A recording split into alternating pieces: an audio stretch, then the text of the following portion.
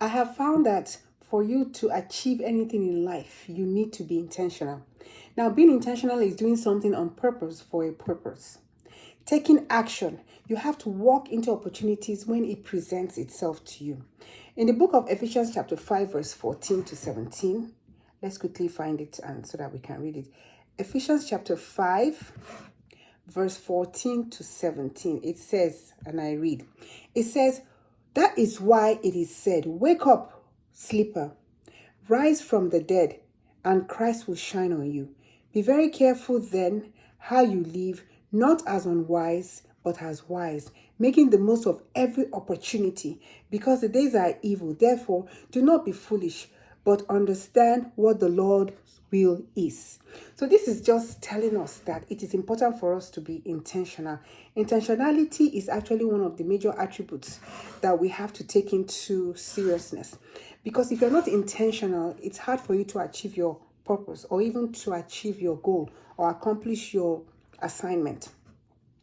So when God told Abraham to leave the land he was and go to another land he will show him, flowing with milk and honey, God never gave Abraham a map or a GPS.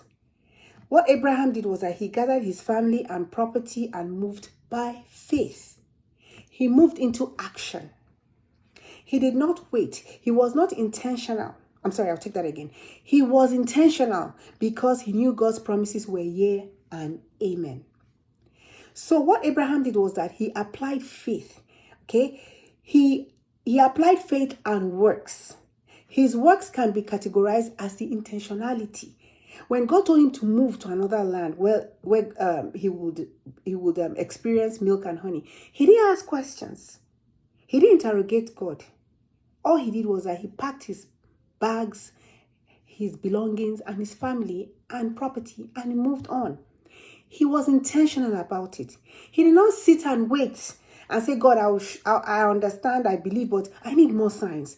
Show me the way on how to go about it. Just give me a full, map, or give me a GPS or something. I just need to know the full detail." He didn't do that.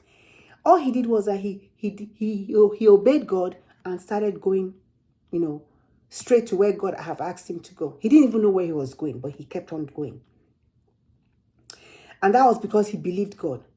The greatest gap in the world is between information and action, or we can call it knowing and doing. Most times when God tells us to do something, we don't act upon it. We wait until it's convenient for us. We wait until when we feel like we are ready to do it. We don't act. We wait for God to give us all the details first before we do it. We're not intentional. The longer you wait to do something that you should do now, the greater the odds that you will never do it. So be intentional about whatsoever it is that God has asked you to do and do it now.